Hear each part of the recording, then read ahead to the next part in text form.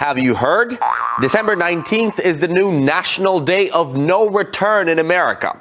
That's when the mysterious people who make the U.S. election system the most complicated in the world are going to vote. The electors. That means the Trump haters only have about a week to do something about it. Russia definitely had involvement in the American election. Russia leaked Democratic Party emails to boost Donald Trump's chances of winning the presidential election race. Russia intervened to help tip the U.S. election in favor of Donald Trump. The CIA claims Moscow was trying to get Donald Trump elected. Yes. Read the Washington Post this past weekend. Some unnamed officials who spoke on condition of anonymity told them the CIA shared its secret assessment with key senators in a closed-door briefing. Russia intervened in the 2016 election to help Donald Trump win. The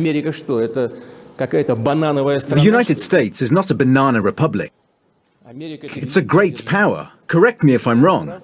Do you really think Russia can influence anything? Claims of Russian interference in the US presidential election campaign are a mythical problem and hysteria.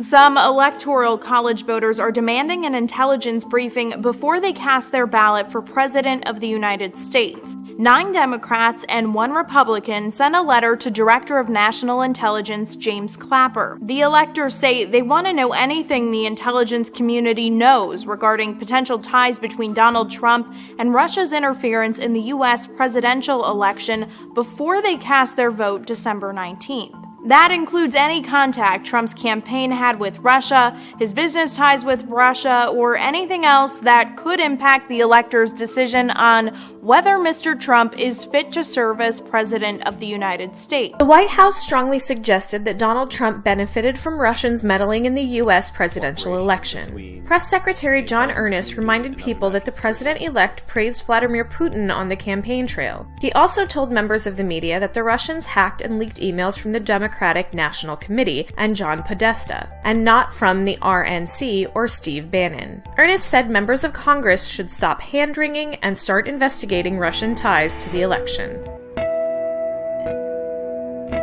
Clinton campaign chairman John Podesta said on Monday, the bipartisan electors' letter raises very grave issues involving our national security. Electors have a solemn responsibility under the Constitution, and we support their efforts to have their questions addressed. Even though the former Secretary of State garnered 3 million more votes than Trump, she was defeated in the general election by an electoral vote margin of 306 to 232. Russia should not be treated equally as it's a strategic competitor to Western countries. They are the words of the UK Defence Secretary Michael Fallon. That statement came during an interview with the BBC, where he also spoke about the situation in Syria and the new administration in the United States. That can't be treating Russia as an equal. Russia is a strategic competitor to us in the West, and we have to understand that. Well, look, what Michael Fallon appeared to be saying in that TV interview is that he's ready to work with the new US administration to de-escalate tensions with Moscow, to work towards a solution in Syria, but that Britain's friendship is conditional. It was framed as a polite yet stern reminder, and quite an extraordinary thing for a defense secretary to say, really. There's this sort of I'll be your friend as long as you're not friends with those other guys scenario taking place here. And this isn't the first time in recent weeks that Michael Fallon has intimated that he's concerned about the US potentially having warmer relations with Russia. Take a listen to what he said in an interview just last month. In practice, every American administration has always stood up to Russia. We're not suggesting you shouldn't talk to Russia, but what you can't do is treat Russia as business as usual, as any kind of equal partner. With some new information, President-elect Donald Trump defending a controversial phone call with Taiwan's leader that still continues to make news. A week later on Fox News Sunday, Mr. Trump denying that he knew about the conversation more than a few hours ahead of time. Our Greg Palcott is live with more on this story. Greg? Jenna, the comments coming from President-elect Trump with our colleague Chris Wallace regarding the one China policy, getting some very strong reaction from China itself today. A spokesperson for the foreign ministry saying that the government has serious concern about any change for the long-held U.S. position, recognizing Beijing and maintaining only unofficial ties with Taiwan, saying any shift would mean cooperation would be out of the question. Another government-linked newspaper there going further, calling Trump a businessman through and through, but in the field of diplomacy, in their words, he is ignorant as a child. Took a call. I heard the call was coming probably an hour or two before.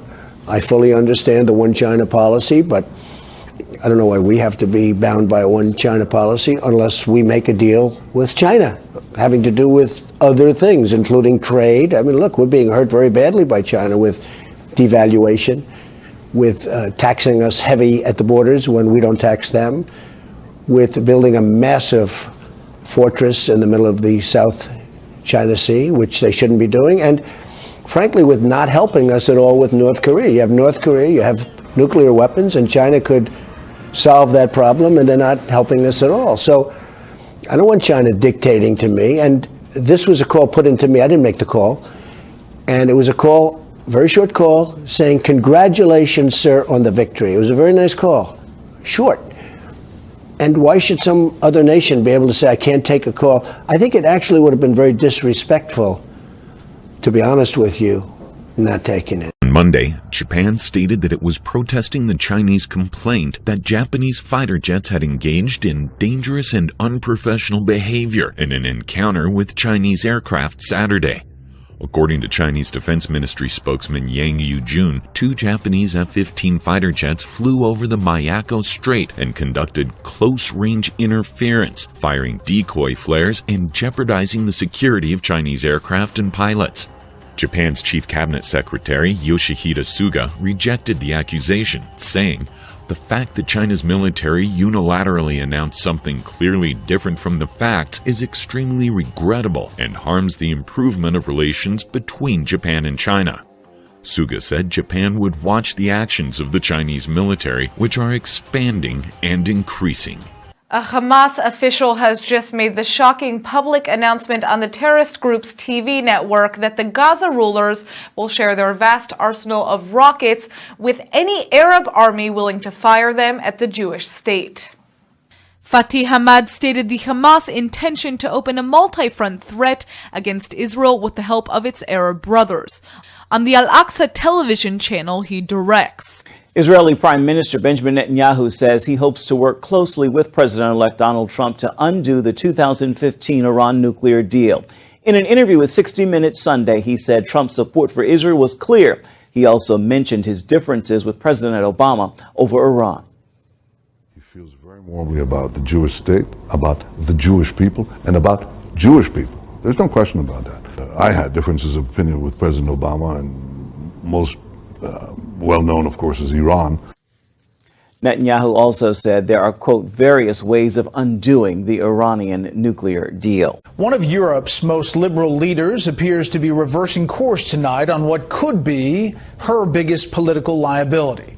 German Chancellor Angela Merkel is drawing a line in the political sand over one of Islam's most fundamental elements. German Chancellor Angela Merkel, seen as a liberal icon for letting 1 million immigrants come into her country last year, coming down hard this week against Muslim women wearing full-face veils and Muslim-based Sharia law. We do not want any parallel societies, and where they exist, we have to tackle them.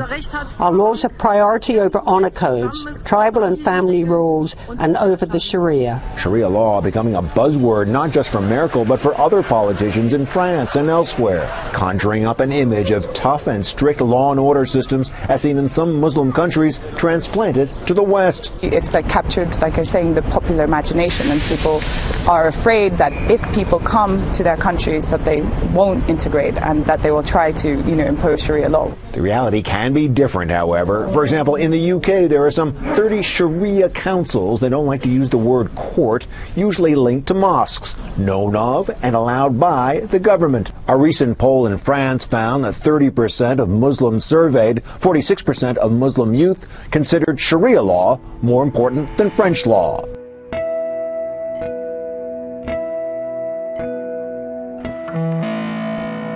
a lawsuit filed Monday, the U.S. Justice Department said Culpeper County in Virginia has discriminated against a Muslim congregation on religious grounds by stopping the group's plans to build a mosque on its land. The complaint alleges the county violated federal law when in April it would not grant the Islamic Center of Culpeper's permit application for a sewage system on its land. In the lawsuit, the Justice Department said the county's decision was religious discrimination and placed a substantial burden on the center's application of religion.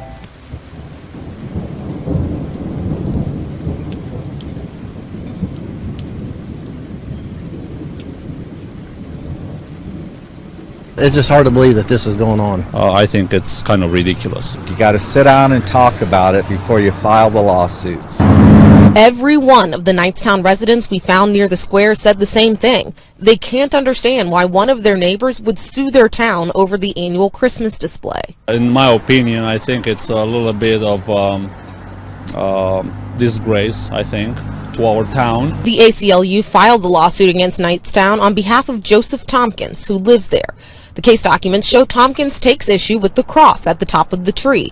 It says Tompkins, quote, is forced to come into direct and unwelcome contact with the cross display every day, which has caused him irreparable harm. A couple weeks ago, they had a crowd here. Everybody was here. They lit their tree. Everybody was fine with it. But now you got one person, out of everybody. Dropping is usually a pretty harmless thing most of us are guilty of doing. However, toy advocacy groups are complaining to the Federal Trade Commission about kids' toys that could actually be spying and collecting data on the entire family. Nowadays, just about everything comes equipped with wireless internet connections from stores like Macy's. However, some companies are taking it just a step further and placing this advanced technology into kids' toys, potentially placing children in harm's way. My friend Kayla and IQ Intelligent Robot are two talking dolls currently on the market. With Christmas just around the corner, many parents have or are gearing up to purchase these two hot items made by Genesis Toys. According to CBS Money Watch, both trinkets come equipped with a Bluetooth microphone, a speaker, a mobile application, storage, and Wi-Fi connections. Conversations are also recorded and collected between the toys and children. What's even scarier is Kayla prompts kids to answer personal questions such as where they live, attend school, and what their family members' names are. According to CBS Money Watch, these toys can be hacked into using Bluetooth. It just takes for someone to have a smartphone or tablet and be within 50 feet of one of the toys. And after a cell phone is connected to one of the toys, an individual can call that phone using another cellular device in order to converse with and listen to conversations collected from my friend Kayla or IQ Intelligent Robot. So no more lost keys. You heard me. Never worry about losing your keys again thanks to KeyMe. Now you can copy home, office, even car keys and save digital copies to the cloud using your phone or kiosks available across the country at retailers like Bed Bath & Beyond, Rite Aid, 7-Eleven, Kmart, Safeway, Sears, and others. Joining us right now is the CEO of KeyMe, Greg Marsh. Greg, good to see you. Thanks so much for having me. How does this technology work? Yeah, absolutely. So from a high level, we're disrupting the locksmith industry. It's this massive $7.5 billion industry, poorly run, fragmented, and hasn't seen innovation for 100 plus years. So what we do is we let you actually scan a physical copy of your key from your phone. We use computer vision to extract all those geometrical features. Once you've done that, if you want a copy, we'll ship you a perfect copy in the mail. If you get locked out, you can go to the second platform, which is a retail kiosk, log in and actually print out a spare key on the spot, so saving you hundreds of bucks from a locksmith. And then lastly, we also do car keys. So if you insert your car key into the kiosk, we can actually pull the transponder information from the chip of the key, and we'll send you a copy about half the price. We've been talking all morning about hacking. Is it secure in terms of being in the cloud, your key in the cloud? Yeah, so security is a core value at the company. We've been very thoughtful about it. There's really two buckets. So the first is making sure that people are only copying keys that they should be copying. And when you look at the way people are currently copying keys at locksmiths or hardware, when you go in, a locksmith or hardware has no way to verify who you are and no way of knowing what key you're making. And so currently there's zero accountability. There's no infrastructure, there's no control, no accountability.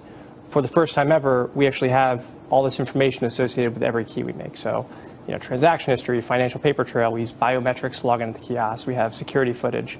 So for the first time ever, we're actually holding people accountable for the keys they copy. Where do you get the funding? You've got a latest round of funding, and what are you using the money for? Yeah, it's really exciting. We've been very fortunate to have an amazing group of investors. Just recently, we announced an additional $25 million led by Providence Equity. And so we've raised $70 million to date. And we're really putting the money towards expanding the kiosk network. So currently, we have 300 kiosks. In the next 12 months, we'll have 3,000. Wow. Europe's central bank will stop printing the €500 note in 2018. Canada and Singapore have phased out their large denomination bills. The Philippines, Denmark and others are tweaking regulations to nudge citizens to switch to electronic payments. It's all part of a global trend against paper money. But India's move has been the most radical of all.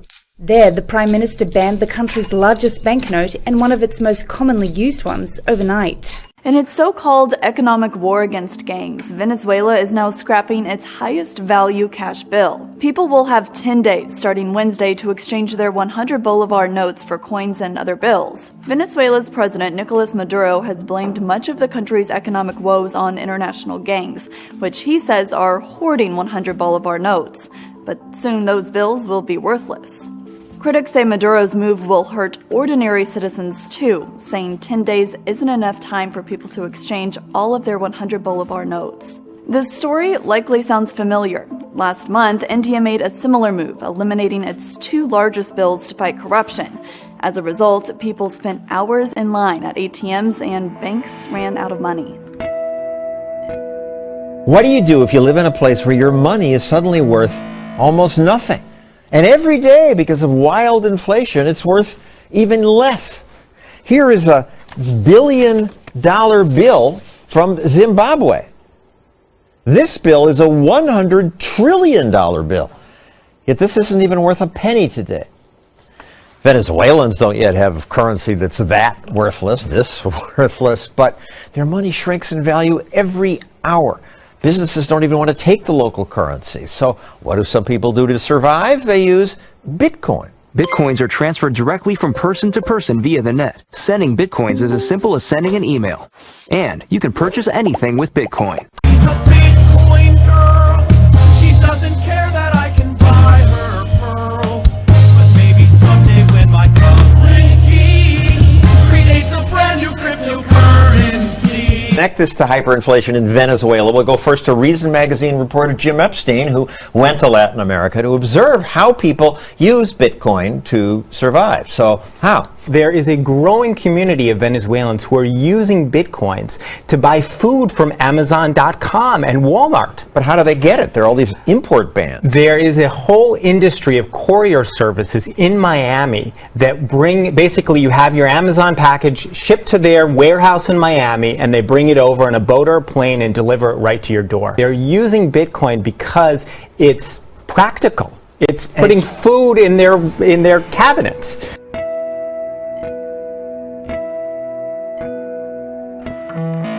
There's a new microchip that can be used to buy or sell, and it can be implanted or worn as a ring.